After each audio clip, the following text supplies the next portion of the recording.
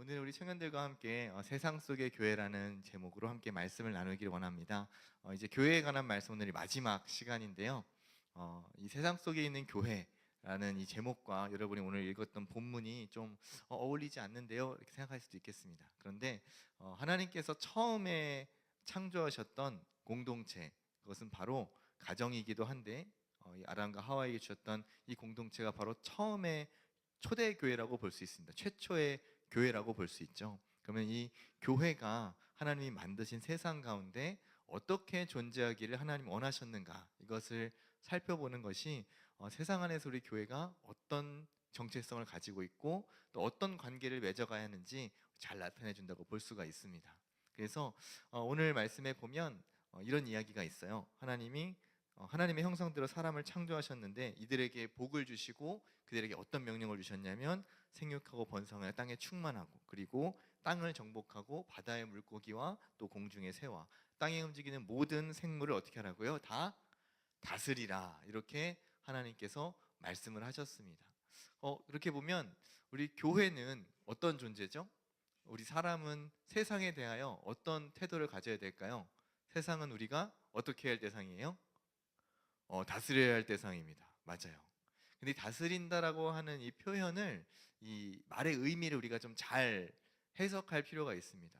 여러분 혹시 다스린다라고 하면 어떤 것들이 좀 생각나시나요? 이미지상, 이 어감이 마치 우리가 어떤 왕이나 혹은 어떤 귀족 혹은 어떤 신분의 격차가 좀 있어서 우리가 상위의 존재가 마치 하위 계층의 어떤 사람이나 존재들을 이렇게 지배하고 혹은 통치하고 이렇게 하는 그런 것들을 우리가 생각하기가 쉽습니다. 그런데 하나님이 처음에 교회에 주셨던 이 다스리라고 하는 명령은 사실은 이렇게 지배하라, 이렇게 뭐 억압해라, 너희가 가지고 있는 모든 세상에 관한 것들을 너희가 다 너희들 마음대로 할 수 있다, 이런 의미로 이 다스리라는 말씀을 주신 것은 아닙니다. 왜냐하면 이 아담이 이 에덴 동산을 거닐면서 했던 일이 무엇이죠? 처음에 다니면서 동물들과 또 식물들과 모든 생물들에 대한 이름을 지어주는 일입니다. 그래서 이 이름을 지어주었다는 것은 무엇이냐면 그 대상에 대한 모든 특성과 또 모든 성질과 또 모든 습성과 이 모든 정체성에 대해서 아담이 알고 또 파악하고 있었고, 거기에 딱 맞는 그 이름을 지어줌으로써 정체성을 딱 부여해 주는 거예요. 마치 어떤 존재처럼요? 부모와 자식의 관계처럼. 여러분의 이름 누가 지어줬습니까? 여러분의 부모님 혹은 뭐 조부모님 같은 뭐 이렇게 지어주셨죠. 그러면은 부모가 자식에게 이름을 지어줄 때에 어떤 마음으로 이름을 지어줄까요? 그냥 대충 네 맘대로 살아라, 알아서 살아라, 이런 마음으로 이름을 지어주지 않습니다. 이 아이가 어떠한 아이로 자라나기를 바라고 또 앞으로 어떤 인생을 살아가기를 원하는 마음을 가지고 그 바램과 소망을 담아서 아주 정성을 들여서 그 아이의 이름을 지어주죠.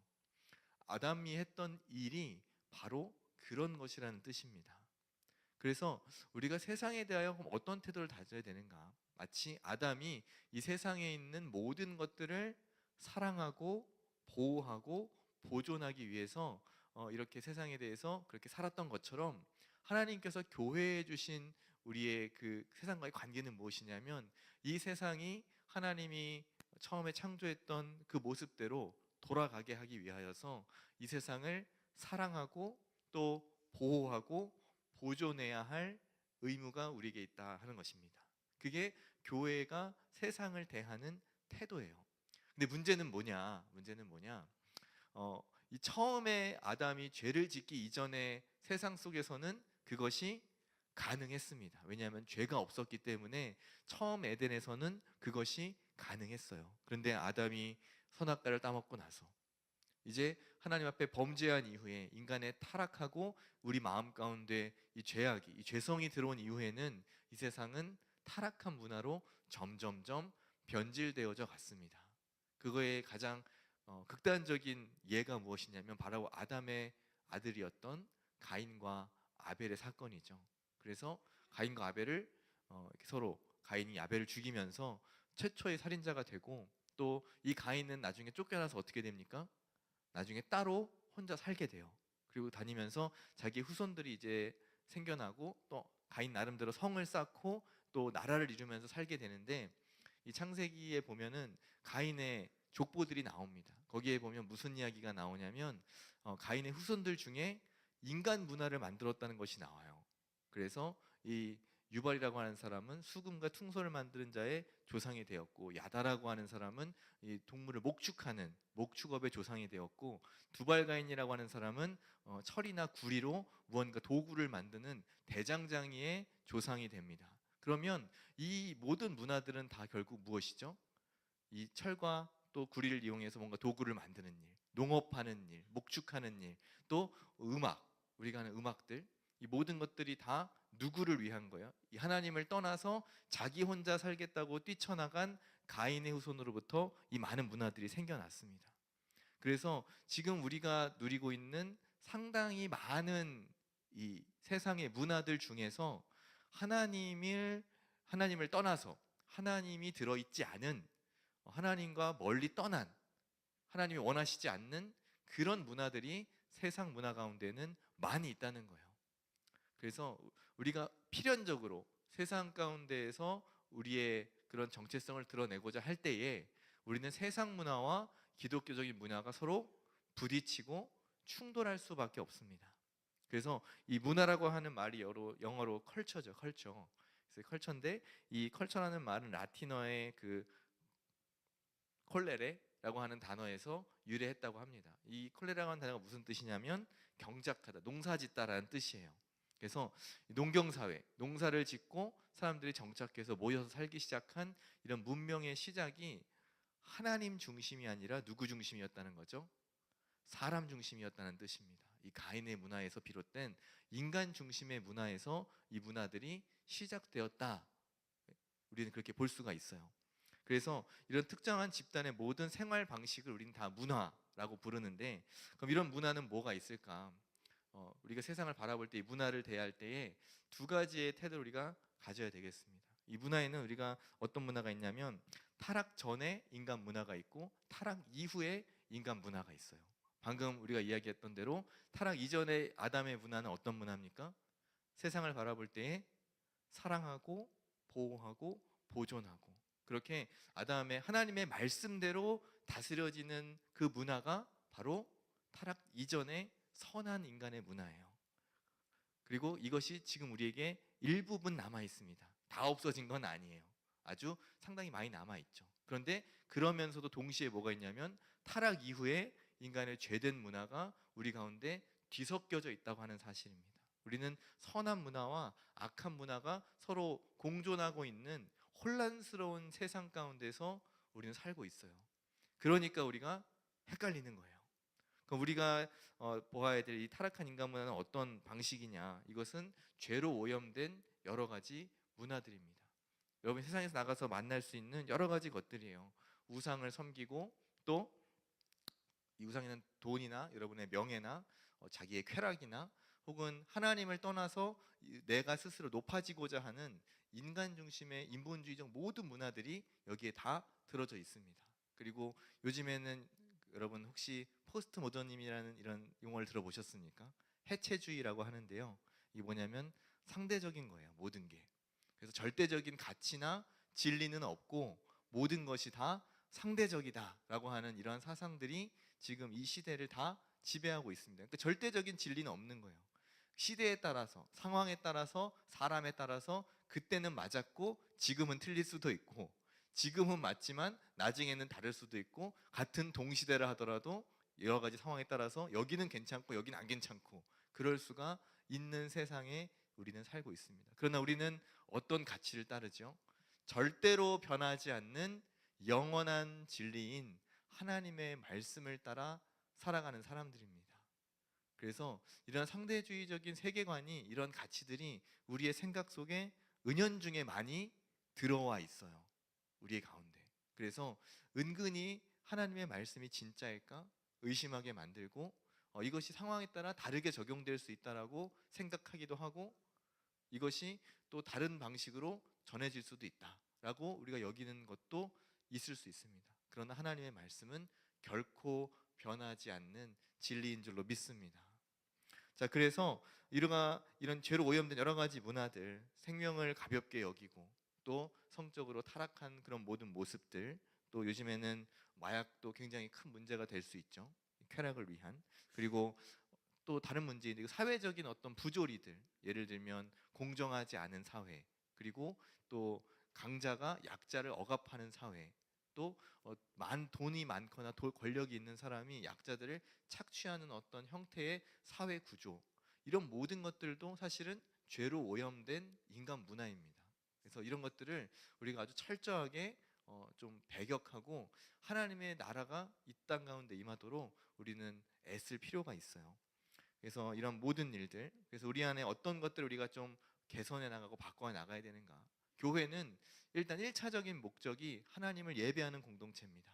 그리고 복음을 전해서 많은 사람들에게 생명을 주는, 영생을 전하는, 구원을 전하는 이러한 전도 공동체가 두 번째 교회의 그런 모습입니다. 정체성입니다. 세 번째가 뭐냐면 방금 오늘 얘기한 대로 세상 가운데서 빛감의 소금의 역할을 감당하면서 세상을 변화시키는, 그래서 이런 방금 얘기한 부조리한 사회 시스템이나 이러한 사회 악한 것들을 선하게 바꾸어 나가는 등대 역할을 하는 것이 바로 교회의 정체성이에요.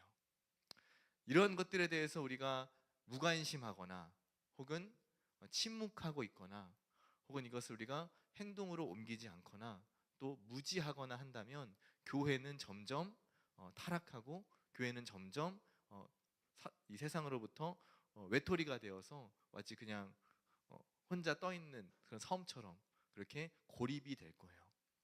우리는 그래서 끊임없이 이 세상의 이런 이슈들, 문제들에 여러분 관심을 가져야 되고 그것에 대해서 기독교적인 시선으로 하나님의 말씀을 가지고 그 렌즈를 가지고 이 세상을 바라보아야 합니다. 여러분들은 지금 어떤 좀 고민들을 가지고 있나요? 목사님, 저는 지금 제 살기도 바빠요. 지금 당장 내 앞에 중간고사가 있고 퀴즈가 지금 남아 있고 중간 레포트를 또 내야 되고 조금 있으면 이제 금방 또 기말이 다가오는데, 근데 그러면 또 기말고사 봐야 되고, 지금 직장 생활 하시는 분들은 당장 이제 월말 결산한 지가 얼마 안 됐는데 금방 또 월말이 또 돌아와요.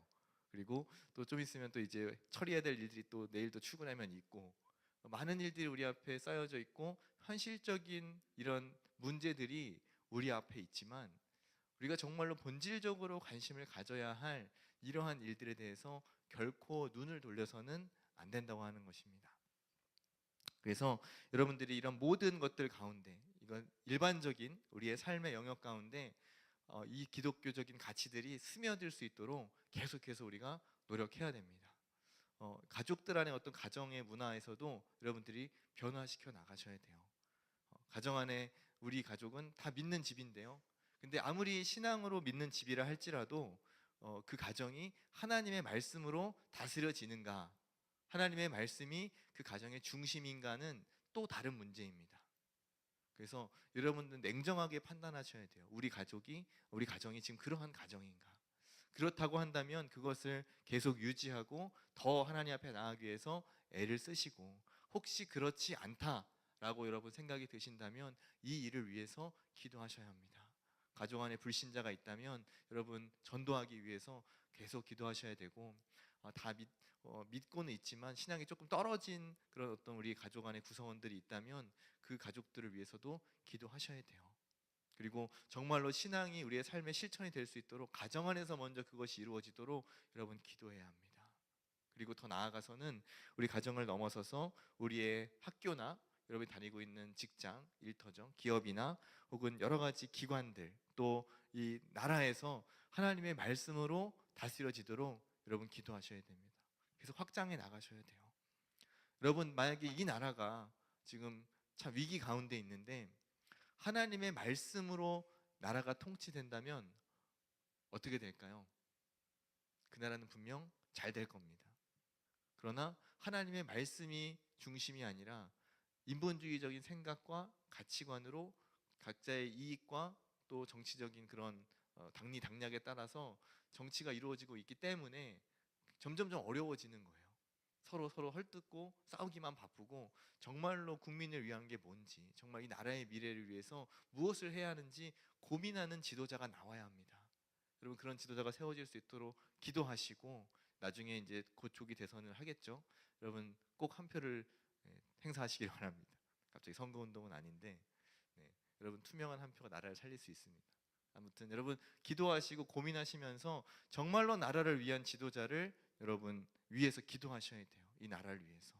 그리고 이 나라가 정말 하나님의 말씀으로 다스려지도록 성경적인 가치로 다스려질 때 그 나라가 부강하고 또 강해지고 하나님께서 복 주시는 그런 나라가 될 수 있습니다.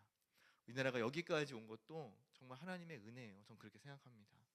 저도 뭐 전쟁을 겪은 세대는 아니지만 예전에 제 어렸을 때 모습을 생각해 보면 그때도 경제적으로 좀 어려웠던 시기들이 많이 있었습니다. 여러분 생각도 못하는 그런 일들을 저는 많이 경험했어요.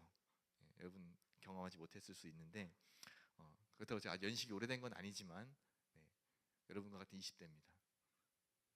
그래서 웃어야 되는데. 아무튼 그래요. 하여튼 이 나라가 여기까지 하나님께서 살게 해주신 것도 하나님의 은혜입니다. 그런데 이 나라가 더 잘 세워지기 위해서 정말 우리가 관심을 갖고 기도하셔야 되고 여러분이 여러 가지 분야들이 있어요. 정치라든지 뭐 경제, 사회, 예술, 스포츠, 외교, 국방 모든 분야에 대해서 하나님의 말씀으로 다스려지도록 여러분 기도해 주시기 바랍니다. 그게 이제 교회가 해야 될 일이에요.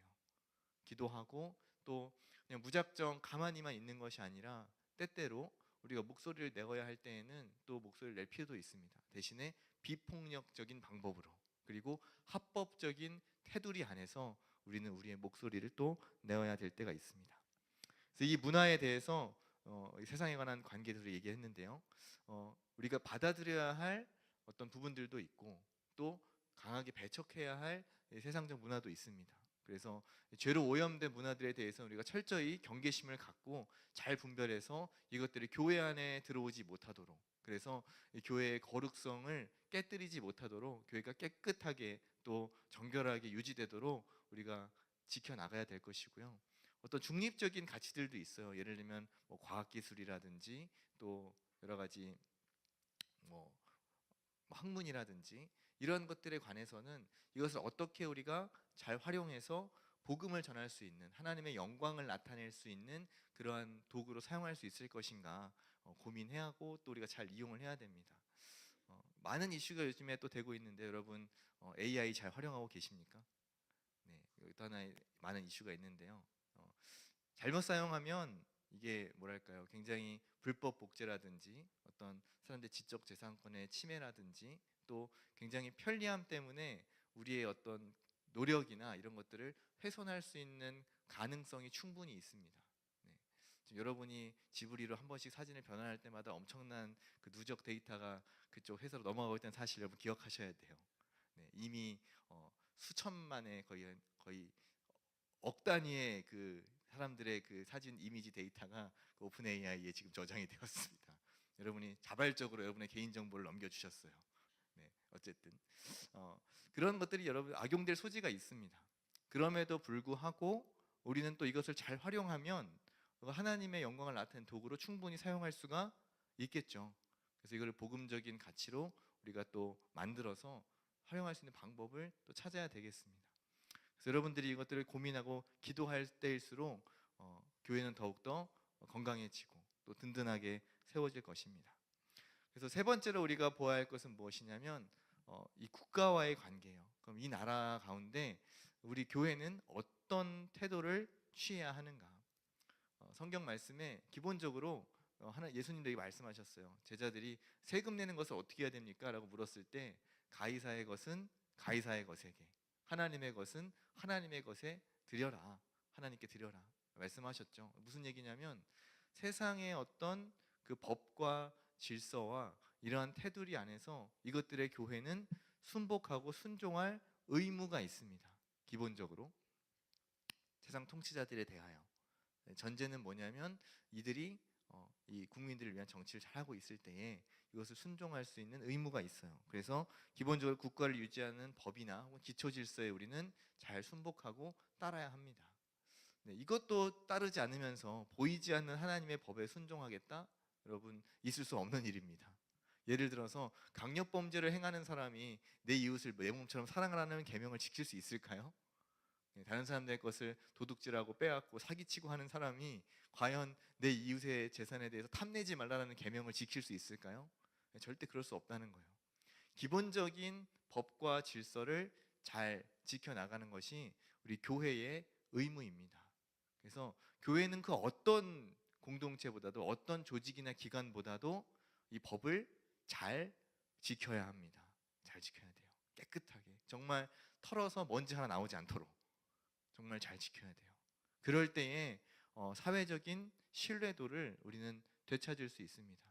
교회 갔더니 뭐 교회도 세상보다 더 심하더라 이런 이야기가 나오면 우리는 이제 신뢰를 잃게 되는 거죠. 그래서 이 법 안에서 최소한의 이런 법 테두리 안에서 우리가 이걸 잘 지켜야 되겠고, 단 국가의 그런 어떤 통치나 질서나 법에 대해서 저항할 수 있는 예외적인 케이스가 한 가지 있습니다. 그건 뭘까요? 기독교를 박해하는 경우. 이 법적인 테두리 안에서 이것을 법으로 정하여서 하나님의 법보다 세상 법이 더 우선이 되어서 하나님의 법을 핍박하는 경우에는 우리가 저항할 수 있습니다. 단 방법은 역시나 비폭력적인 방법으로 우리는 저항을 해야 합니다. 만약에 지금 갑자기 나라에서 법이 정해져서 앞으로 모든 교회는 주일날 예배를 드릴 수 없다 라고 하면 우리는 어떻게 해야 될까요? 모든 집회와 공중 모이는 이 모임들을 금지한다. 이런 법안이 통과된다면 여러분 어떻게 해야 될까요? 어떻게 해야 되겠어요? 나라의 법이니까 순종해야 됩니까? 우리는 하나님의 법이 세상의 법보다 더 우선하는 사람입니다. 상위법이 있어요. 상위법. 법도 체계가 있습니다. 그래서 제일 밑에 지방자치단체의 조례나 이런 행정명령이 있고, 그 위에 법률이 있고, 그 위에 뭐가 있습니까? 헌법이 있어요.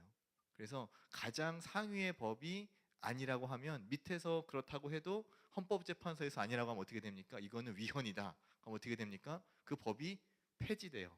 없어져요. 그런 것처럼 우리의 법에 있어서 가장 최고의 법은 무엇입니까? 하나님의 말씀입니다. 그래서 유일하게 저항할 수 있는, 유일하게 국가의 법을 지키지 않아야 할 단 한 가지 예외의 경우는 우리 기독교를 박해하고 핍박하는 경우에는 우리는 비폭력적인 방법으로 그 법에 저항해야 합니다. 그래서 로마 시대에 초대교회에 기독교에 많은 박해가 있었을 때 이 기독교인들이 이 박해를 피해서 동굴로 들어가고, 지금도 카타콤이라는 곳에 가면, 이스라엘과 이 팔레스타인 지역에 가면 이런 광야에 굴을 다 뚫어놓고 이렇게 동굴 속에서 거하기도 하고, 혹은 지하에다가 아주 긴 지하실을 만들어서 상당히 긴 시간 동안, 수백 년 동안이나 빛을 보지 못하고 그 지하 공동 묘지 같은 곳에서 신앙을 지켰던 그런 사람들이 있었습니다. 그러한 신앙의 선조들이 있었기 때문에 오늘날 우리에게까지 이 복음이 전해질 수 있었던 거예요. 아무리 모이지 말라고 해도, 아무리 예배하지 말라고 해도, 아무리 찬송하지 말라고 해도, 기도하지 말라고 해도, 만약에 그것이 하나님의 법에 어긋나는 것이라면 우리는 지킬 의무가 없습니다. 그래서 종교의 자유를 박해하는 어떤 국가 체제나 그러한 통치자들이 기독교를 가장 싫어하는 거예요. 독재자들이 교회를 싫어하는 이유가 있습니다. 왜냐하면 아무리 말해도 교회 박해만 말 안 듣거든요. 우리는. 왜냐? 가장 최고의 법이 무엇이기 때문에요? 하나님의 말씀이기 때문에 그렇습니다.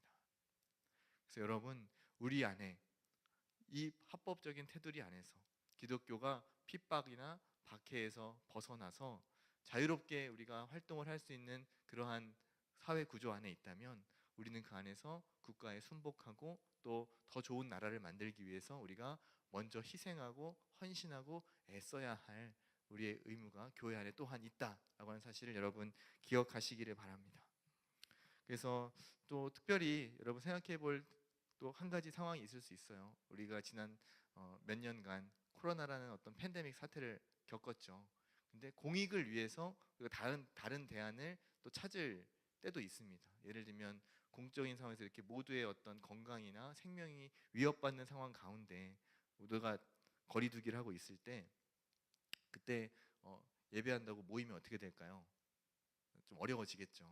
그럴 때는 이제 우리가 예전에 했던 것처럼 또 온라인 예배를 드릴 수도 있고 다른 대안을 또 찾을 수도 있겠습니다. 그리고 오히려 그럴 때에 교회는 더 나서서 어려운 이웃들을 찾아가고 또 이 질병으로 고통받고 있는 자들을 위로할 수 있는 자리에 교회가 가장 먼저 나아가야 되겠습니다. 역사적으로 볼 때에 팬데믹이 코로나만 있었던 건 아니에요. 예전에 중세 시대에도 흑사병들이 있었고 그때에 그 흑사병들이 돌 때에 이 패스트가 돌 때 가장 마지막까지 그 환자들을 돌보고 지켰던 사람들이 누구냐면 바로 기독교인들이었습니다. 그래서 공익을 위해서 우리 모두를 위해서 그렇게 우리 헌신하는 그러한 모습들, 그렇게 사랑으로 이 세상을 다스리는 관계가 바로 이 세상 속의 교회인 줄로 믿습니다. 사랑하는 우리 청년 여러분, 여러분이 각자의 개인적인 상황과 또 개인적인 어려움들로 또 현실적인 문제들로 고민과 또 어려움이 많이 있겠지만 그것을 위해서 여러분 기도하십시오.